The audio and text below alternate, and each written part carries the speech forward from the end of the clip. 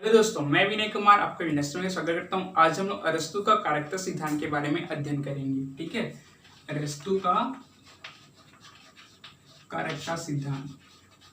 अरस्तू कारकता सिद्धांत क्या कहता है कि संसार में जो भी कार्य किए जा रहे हैं, जो भी काम जो भी सुचारू रूप से चल रहा है, तो जो भी काम चल रहा है उसका कुछ न कुछ कारण अवश्य होगा। जो भी काम पर संचालित किया जा रहा है तो उसका वह काम अकारणवश संचालित नहीं किया जा रहा है, उसका कुछ न कुछ कारण वहां पर अवश्य ही है। उसी के अकॉर्डिंग वह काम वहां पर संपादित किया जा रहा है। ठीक है, तो ये कारकता सिद्धांत के अंतर्गत ही हमारा अरस्तू बोलता है। ठीक है, किसी भी कार्य के कारण का व्याख्या करने वाले सिद्धांत को हम लोग कारकता सिद्धांत कहते हैं। ठीक है, तो अरस्तू के कारकता सिद्धांत के अंतर्गत उन्होंने दो चीज को शामिल किया है, एक हमारा क्यों और कैसे। ठीक है, क्यों से तात्पर्य क्या है? क्यों से तात्पर्य यही है कि जिस वस्तु का हम लोग निर्माण कर रहे हैं, जिस कार्य को हम लोग संपादित कर रहे हैं, उसको हम लोग क्यों संपादित कर रहे हैं और हम लोग कैसे संपादित कर रहे हैं किसी भी कार्य को। तो ये हमारे ये दो चीज को यहाँ पर शामिल किया है, क्यों और कैसे को। अब अरस्तू के कारकता सिद्धांत के अंतर्गत उन्होंने 4 प्रकार के कारण का बारे में वहां पर उल्लेख किया है। ठीक है, देखते हैं 4 कारण कौन कौन सा है। तो पहला जो है उसको हम लोग बोलते हैं उपादान कारण। दूसरा जो है वो है निमित्त कारण। तीसरा जो है स्वरूप या इसे हम लोग आकारिक कारण भी कहते हैं। और लास्ट जो है हमारा प्रयोजन कारण। इस 4 कारणों के बात हमारे अरस्तू के कारकता सिद्धांत के अंतर्गत यहाँ पर किया गया है। अब हम लोग एक एक करके इन सब कारण के बारे में देखेंगे कि ये सब कारण आखिर में है क्या। इन सब कारण को समझने के लिए सिर्फ एक एग्जाम्पल लेते हैं, जो कि वो एग्जाम्पल आपका कुम्हार और मटके का। कुम्हार और मटके के एग्जाम्पल के थ्रू हम इन सभी कारणों को आसानी से समझ सकते हैं। देखते हैं पहला उपादान कारण। किसी भी वस्तु का उपादान कारण उस पदार्थ को कहते हैं जिससे उसका निर्माण होता है। अर्थात मान लेते हैं कि मटके का निर्माण किया जा रहा है, तो मटके का किससे निर्माण किया जा रहा है? तो आपका मुंह में एक ही शब्द होगा, वह है मिट्टी का। मिट्टी हमारा क्या होगा? मिट्टी ही हमारा उपादान कारण कहलाएगा। ठीक है, अब देखते हैं निमित्त कारण किसे कहेंगे।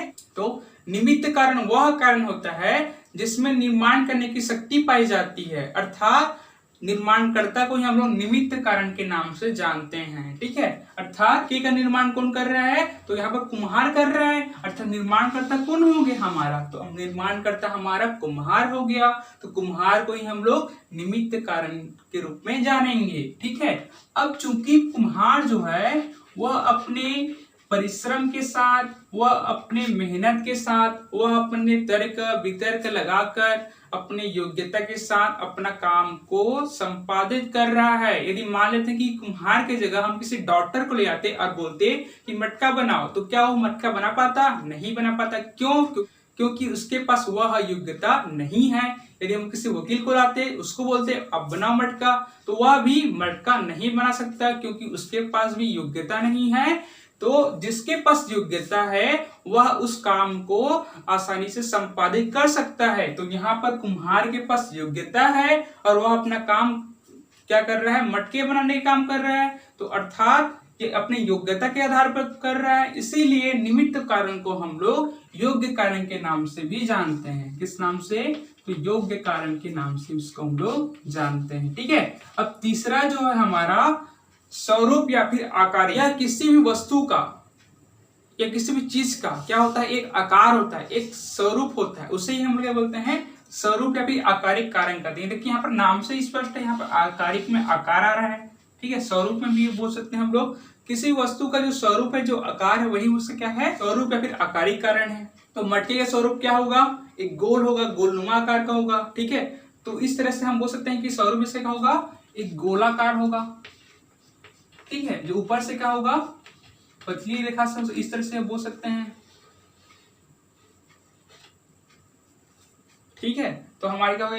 स्वरूप या फिर आकारिक कारण ये हो जाएगा। ठीक है, अगला जो कारण है इसको प्रयोजन कारण बोलते हैं। प्रयोजन कारण क्या है? तो प्रयोजन कारण किसी भी वस्तु के निर्माण करने का लक्ष्य क्या है, वही हमारा प्रयोजन कारण कहलाता है। ठीक है, किसी भी वस्तु या किसी भी कार्य को जैसे हम लोग अंतिम रूप देते हैं, ठीक है, अर्थात लक्ष्य क्या है हमारा, वही हमारा क्या है, प्रयोजन कारण कहलाता है। ठीक है, जैसे कि लक्ष्य क्या है, तो लक्ष्य हमारा क्या है, मटके बनाने का लक्ष्य है यहाँ पर, तो मटका क्या होगा हमारा, ये मटका ही हमारा प्रयोजन कारण होगा।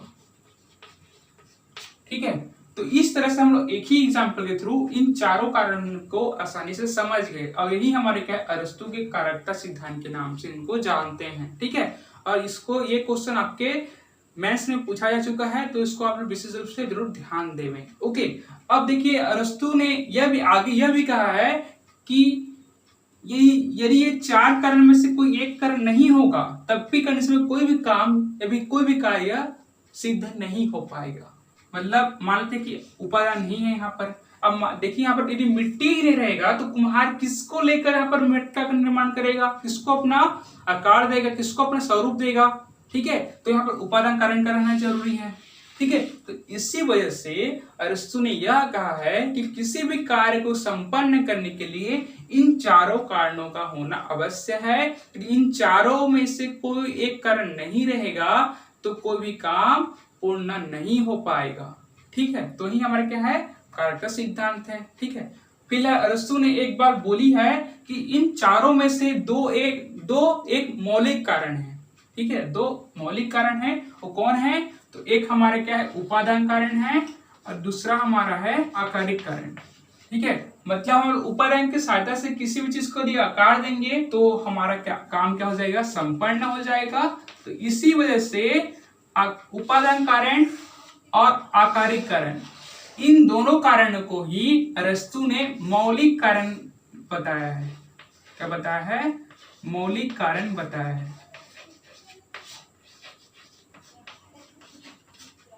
मतलब उपादान के सहायता से हम किसी वस्तु को आकार प्रदान करते हैं तो कार्य क्या होता है, पूर्ण हो जाता है। तो हम मौलिक कारण किसे मानेंगे, तो उपादान कारण और आकारिक कारण को मानेंगे। ठीक है, यदि आपसे 2 नंबर पूछा जाता है कि अरस्तु के कारकता सिद्धांत के अंतर्गत अरस्तु ने किन कारण को मौलिक कारण के रूप में प्रतिपादित किया है, तो आपका उत्तर क्या होगा, उपादान कारण और आकारिक कारण, ये दोनों कारण क्या है, मौलिक कारण है। ठीक है, तो दोस्तों आई होप आपको ये अरस्तु का कारकता सिद्धांत भली भांति समझ में आ गया होगा। बावजूद इसके लिए आपको समझ में नहीं आया होगा तो आप कमेंट जरूर कर सकते हैं। तो दोस्तों आज के लिए इतना ही, थैंक यू।